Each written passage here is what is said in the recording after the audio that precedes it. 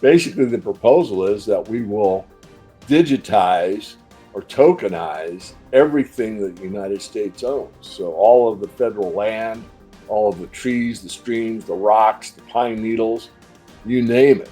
And if you did that, you would have a lot of collateral to back up this Ponzi scheme. So I do think that there's a proposal or proposals that are out there. But I think the main thing is to get the world financial system to agree to it. And that's more or less a ruse because they'll be infighting a bunch of cameras and arguments and lots of writing and all going on. Hey, at the top of the pyramid, there's that one eye. And if that's the global banking elite, they already know ahead of time. They're just putting on a big kabuki theater for everybody pretending that they're getting and edging and negotiating and doing all this stuff. The whole thing's been laid out ahead of time. It's just to put on a really good show for everyone.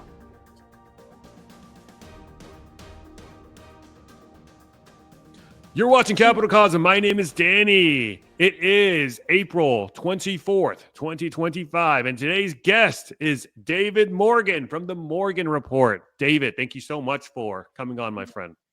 Danny, it's great to be with you. Thank you. Yeah, I mean, there's so much to talk about here, David. I'll let you kick it off. For you right now, what is most topical? What's front and center on your radar screen? What should investors be pointing their sensors at the most right now? I think the biggest thing that the investor should think about is an asset allocation model where it has shifted. It's changed. It's gone from a very long time stocks into now the commodity sector with the monetary metals, particularly gold, leading the way. So there is a momentum shift that's taking place and it's just beginning. So if you've got a lot of profits in the stock markets or you've got losses in the stock markets, hopefully small ones, you should take a look at shifting your asset allocation from, let's say, I don't know, 90% stocks and bonds and 10% metals to something more favorable to metals, maybe 20%. You can still make money in the stock market. It'll be in the commodity sector. So it'll be stocks like foodstuffs, ADM, for example. It could be oil. Oil is very undervalued right now. It may take some patience, but I think oil is a safe bet. And that could rip. If something happened in the Gulf, God forbid, then oil could shoot up, literally overnight. So that's where I would be. But that's the big takeaway. Other than that, the subtitles are the run to gold has begun. As I said over 2 years ago, I think I was the first one to say it, that it's begun and no one's seen it because we're in the stealth mode. But the banks, the smart money, the big money, the cautious money, the money that needs gold as the money of last resort, the banking system is buying gold hand over fist the last couple of years. And now we're into the next phase or second or third phase of that bull market, which means others are starting to wake up to it.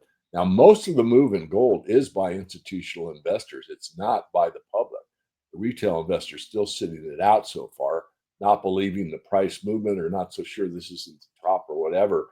But the money that needs to move into the asset reallocation are doing it rather aggressively, and it will get more aggressive than it is right now. And then beyond that, I think it's the shift in the overall global economy that started with the tariffs. I think the tariffs are basically the nudge the market needed to readjust to the new paradigm, which is one, the global economy is contracting, not expanding. And a debt based monetary system requires expansion in order to survive. If the money supply is expanding and the global economy or the economy at large is not expanding, now it's an even worse condition, stagflation, where you have more and more money being printed and less goods being produced because there's contraction. And this puts a big, big burden on the middle class and the lower class because your dollar just doesn't stretch as far. And all of us are feeling it. I'm feeling it personally, and I don't want to go into specifics, but just, drive through restaurant kind of thing that used to be, few dollars and you wouldn't really think about it that much. Now it's like crazy, and the restaurants are closing left and right. So getting down into the minutia, but the big picture is asset allocation shifting into the precious metals, moving out of the stock market. Is that 100% one way or the other? Of course not. But the shift has begun. The smart money is already taking action on it. Mm. And let's go back to gold here. With gold's recent rise to even 3,500 at one point a couple of days back, it's retreated back down to 33 and some change. Is gold overbought in your view in this territory, or do these old notions of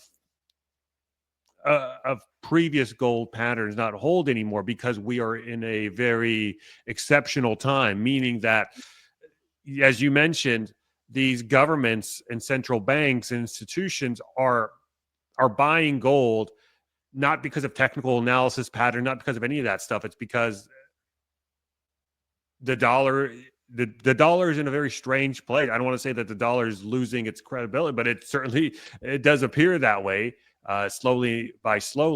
What do you make of this recent surge in the gold price? Obviously, long term, I would presume that you see more upside on the part of gold, but in the short to medium term, did gold run up too fast? Yes, I'm going to answer in both. I'm going to do the long term first. We're in the last major leg of a secular bull market for precious metals, which means my old adage that I learned from Jeff Christian of CPM Group so many years ago, 90% of the move comes in the last 10% of the time. Now, that's not in stone, but the idea is that the final leg up of any market, real estate, stock market, you name it, the biggest move comes at the final leg, the fifth leg in the Elliott wave parlance, or the third leg in just how markets move. And it's the shortest in duration. So basically, if you sat on the sidelines your whole life saying, gold's not really that good, this is the leg you want to participate in. This is the leg. And that 90% of the move and 10% of the time, I actually did the calculation on silver in the 1980 move. And it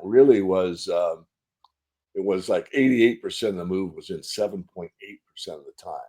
But it's just an idea again. But the idea is that. So that's the long picture.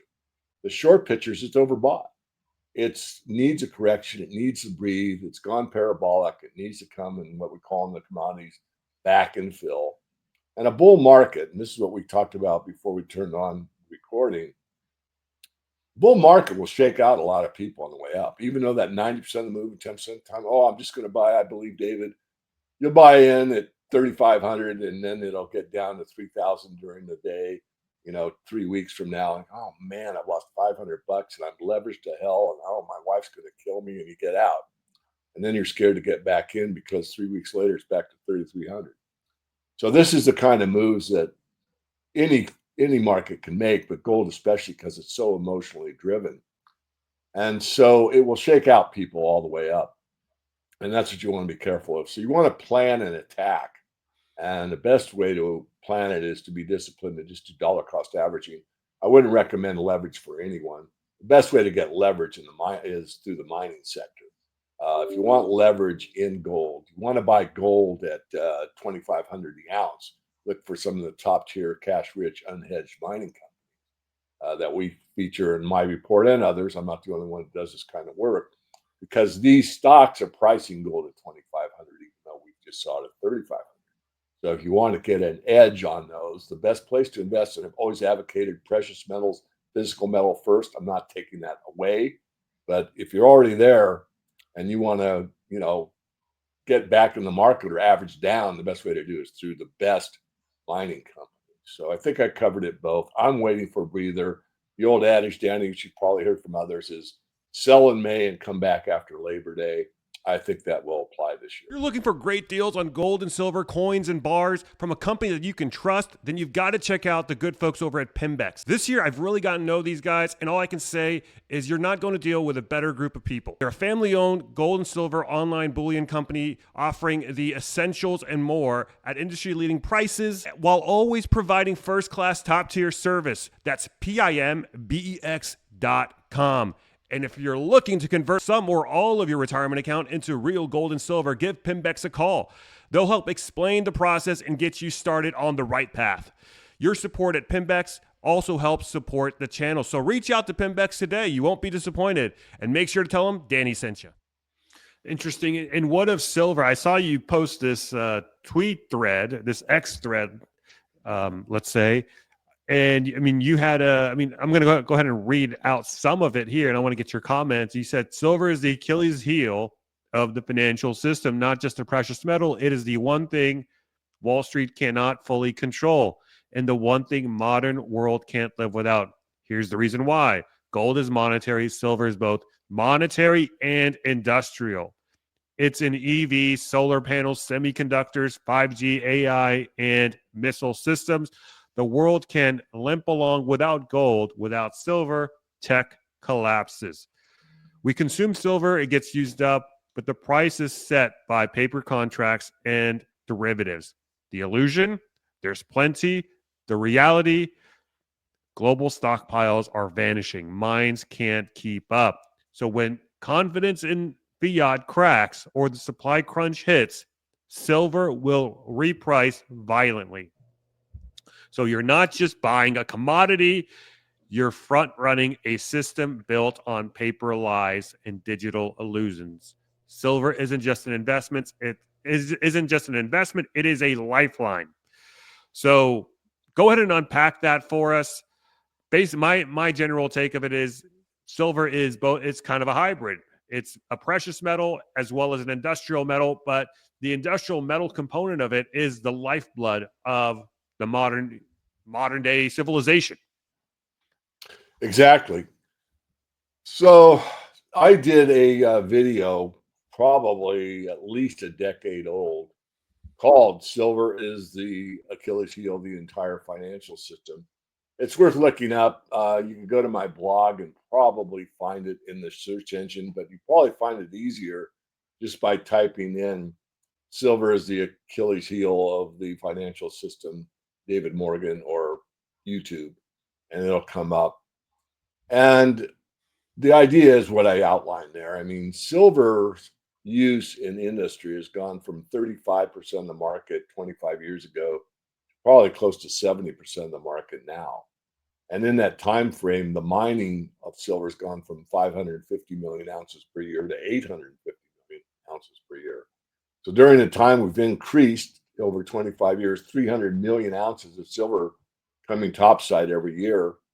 We've also gone from 35% to almost 70, and yet that's with an increasing supply of silver.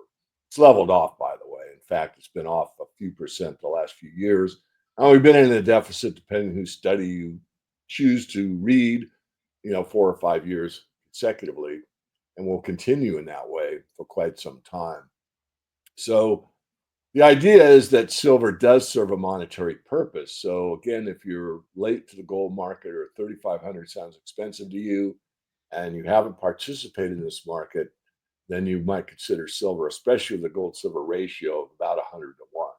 I didn't really expect to see that higher ratio during the last leg of this major bull market, which we are in. Gold is definitely telling us once it broke above 2,000, which it took a while to do, that the run to gold is on, as I've said earlier.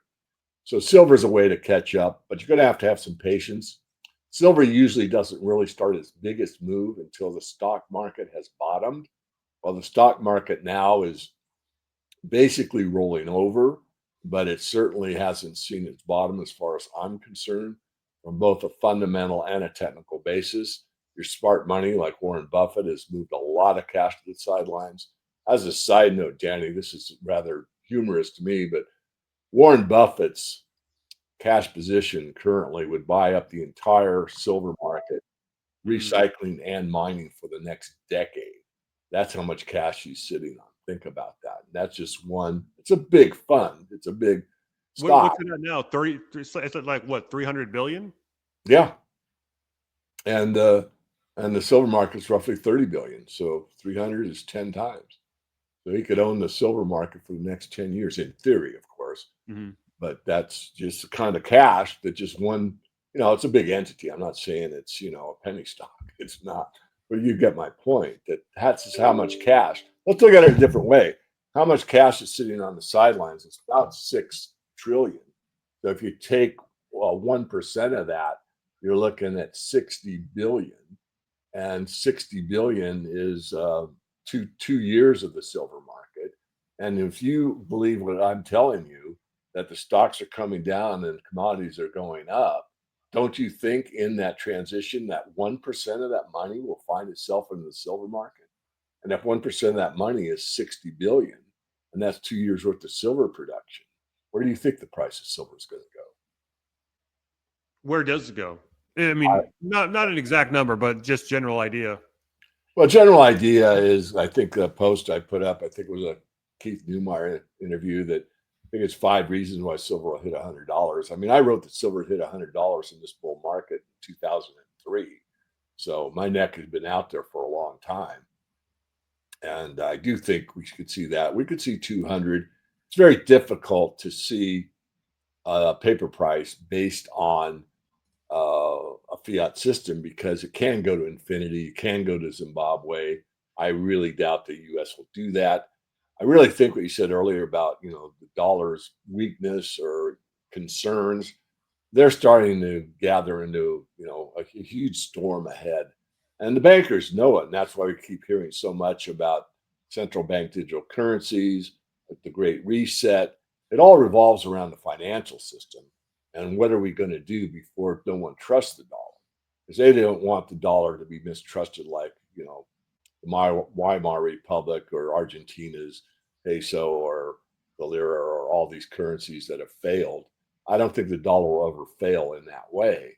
Before that happens, there'll be a new system. It'll be a reset. And it'll go from, a paper currency, which really is digital now. We all know that, but there's still paper currency floating around, into probably a cashless society.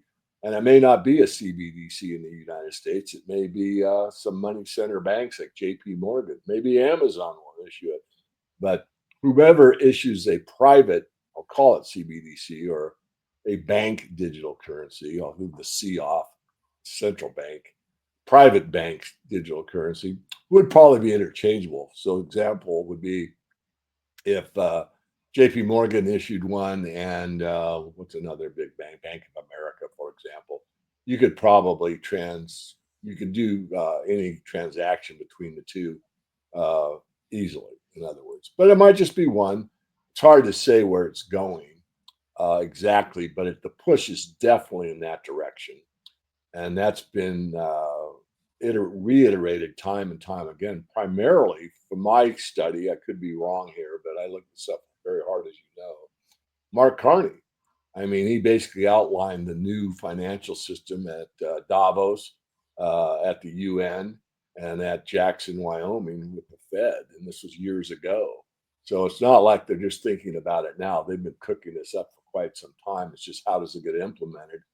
Usually after, as we all have heard, don't let a great, problem go to waste, a crisis go to waste. They'll have a crisis. And after the crisis, well, you know what? We need to do this. You need to get your digital ID. And once you get your digital ID, go to your post office and register. And now we'll set up a new bank account for you, and blah, blah, blah, blah. That's all conjecture on my part. So I want to make that clear. But I'm very adamant about the idea, and I think fact, I can't say it's a fact yet, that the reset will happen and it will be a new system. What exactly will it look like? I'm not sure they know. Could it have a association with gold? Most of my friends think so. I'm not convinced. Carney said definitely not, that it would be a modern modern money monkey business. Just print to infinity. It doesn't matter. It wouldn't be tied to anything. But I've rethought that. I mean, I know what he said. I don't know if that will go over in the market or not. They might try that initially, and then, as the late great Jim Sinclair stated, it wouldn't work, and they come back, regroup, and say, okay, we're going to back it by gold, or we're going to back it by gold and oil, or we're going to back it by 40%, land, gold, or whatever. And the last one, I wrote about this in the Morgan Report about 3 months ago, and this one's the one that scares me the most, is the reason the dollar is quote unquote failing is there's really no collateral on the dollar. The collateral on the dollar is the bond market. That's what's backing up. And that is basically the ability of a nation state to tax your people. So we could tax our people, and that's what guarantees you're going to get the interest that you are promised on your bond investment. The problem is they could tax everybody 100%. It's not going to pay the interest on the bond market. So now the game's over in a way if you have any common sense. So how do they get around that? Well, the one way you could get around it is to recollateralize the entire system, and that has been proposed by this Mr. Lutnick. And I got to say, in a way, it's all kind of brilliant. Basically, the proposal is that we will digitize or tokenize everything that the United States owns. So all of the federal land, all of the trees, the streams, the rocks, the pine needles, you name it. And if you did that, you would have a lot of collateral to back up this Ponzi scheme. And all of a sudden it's collateralized and you could start issuing more and more debt because there is collateral behind it. I mean, that one really kind of scares me. But that was proposed. I took it out with my thinking with others. Others are out there, cogitating on these proposals and what they really mean and what. And Howard Lutnick proposed this? I'm sorry? You said Howard Lutnick was pushing for Yeah. this? Yeah. As is Mark Carney. Yeah. Well, Carney didn't say the tokenization. That was Lutnick. But Carney's like, yeah, we'll just print to infinity. It doesn't matter. So Lutnick is pushing for tokenization of nature and pretty much everything else. Correct. Wow. That's why it pays to get, I mean, I'm going to sell myself a little bit, and I hope it doesn't come across the way it's meant. But, when I got into the newsletter business, it was because I was reading them, and I was kind of a newsletter junkie because this is information that I just thrived on because no one else was giving it out. And there's kind of like a peek behind the curtain. You got to see what's really going on. And I've always been very curious. And that still exists in the industry, but not nearly to the level that it used to. And I'm not saying, I'm the king of it or anything like that. I have a lot of experience in it. But these are things that you might see on the surface, but a good staff will look behind it saying, well, what does this really mean? And that's what I do. And I don't hit it out of the park every time. But this is one that really scared me because I saw what it would mean. It would mean they could keep this scheme going, reset it, say, hey, no, it's not based on the taxpayer's ability to, we're going to give uniform basic income, universal basic income. Everybody's going to have a great life. You don't even have to work. We got all this collateral, and we're going to put all the minerals that are underground in the United States, which comes out to $427 trillion, and our debt's only 300 or only 35 trillion. So we got, we got years to go, baby. Don't worry about it. A lot of this system is confidence. It's a con game. And if you can recon the people and thinking, well, hell, we have all this collateral and I get a universal basic income, and only in the normal work week drops to 20 hours a week instead of 40 or whatever. I mean, on the surface that may look good, but really when you cannot navigate your own destiny and basically Big Brother tells you what your destiny is, that in my view is not free life or freedom. And to me, freedom is priceless. You can't put a paper number or a gold number or a silver number on freedom. With tokenization and UBI and all of these other things that have been talked about for a while now, I mean, they've talked about this stuff for 5-6 plus years with Davos and World Economic Forum and all these other guys, but they still haven't been able to implement it. Is this stuff effectively just waiting in the wings for the big crisis to hit to deploy? And I also believe that you were telling me off camera that you had a different take on the Trump tariffs. You basically saw it as a controlled demolition.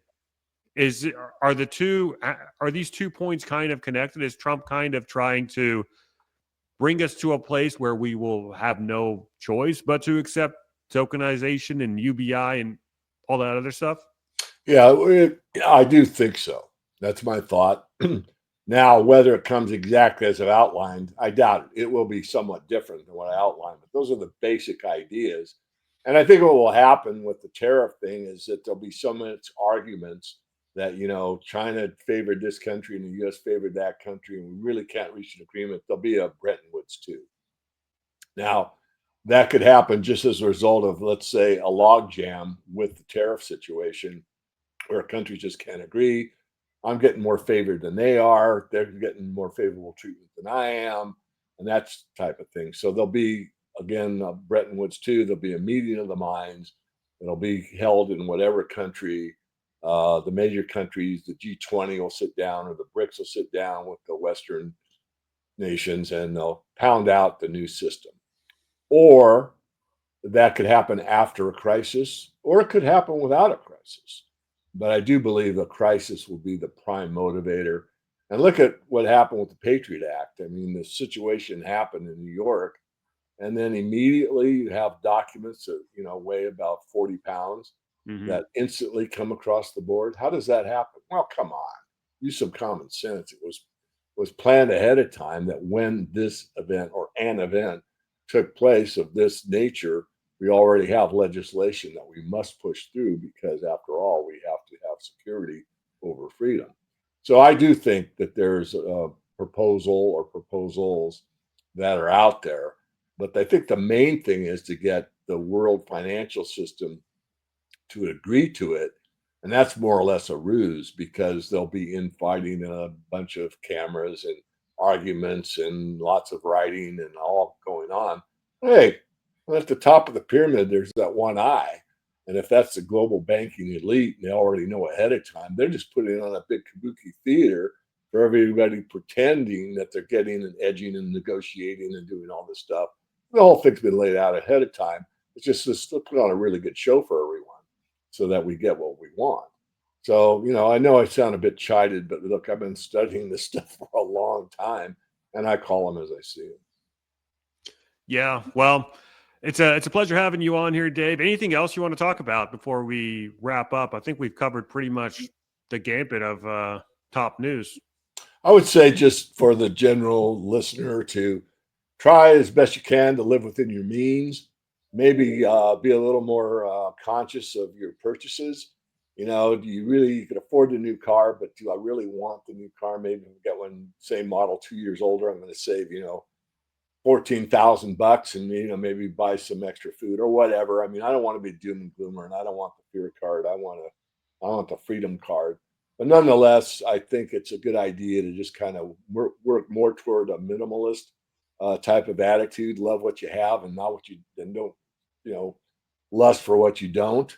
And I think that that kind of an attitude will take you a long way. A lot of people that have gold, when this reset happens, won't make it.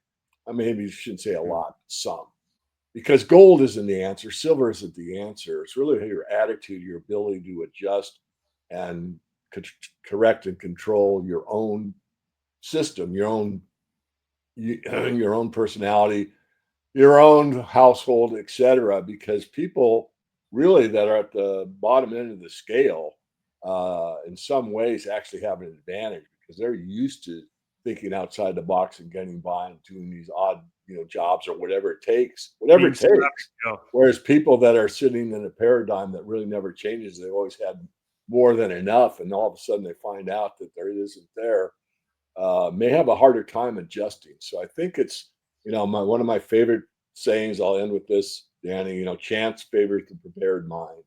If you're prepared to live on less and still keep a happy attitude and know what's really valuable is your friends and family, that love in your heart, that's what really motivates us as humans. That you can make it through damn near anything. Yeah, yeah, for sure. I mean, we often look at preparation from a gold stacking and silver stacking side as the end all be all, which is, it's a big component of it. Don't get me wrong. Gold and silver are money, but there's other aspects as well. It's not just the lower part of the Maslow's hierarchy of needs. You also have to have the mental capacity and fortitude to withstand what is potentially to come. So, very good way to end it here, Dave. Where can people find you if they want to hear and see more? Yeah, the main website's themorganreport.com. Go there, get on our free email list, and then take a look at the trailers on my documentary. It should be finished up in about 3 months. Silversunrise.tv. We're looking at this stress and control that the money powers have over us and what we can do about it. Awesome. We'll have the links to both of those down below. So be sure to check them out, guys. If you enjoyed this podcast, Remember to give us a like and drop us a comment. Write "Go, Dave, go" in the comments section if you agreed with Dave's analysis. If you disagreed with anything, that's fine too. Let me know why, though. I do read the comments. Also, check us out on Substack, capitalcosm.substack.com, where you can get early access to ad-free versions and uncensored versions of all of my interviews for the ones that warranted. And finally, check out our good partners over at Capitalist Exploits. It's my favorite newsletter out there. I was able to procure you guys a $1,000 discount exclusively for viewers of this channel. So go ahead and check out Capitalist Exploits. Link is down below as well. All right, guys. Thanks for watching. I'll see you later. Bye.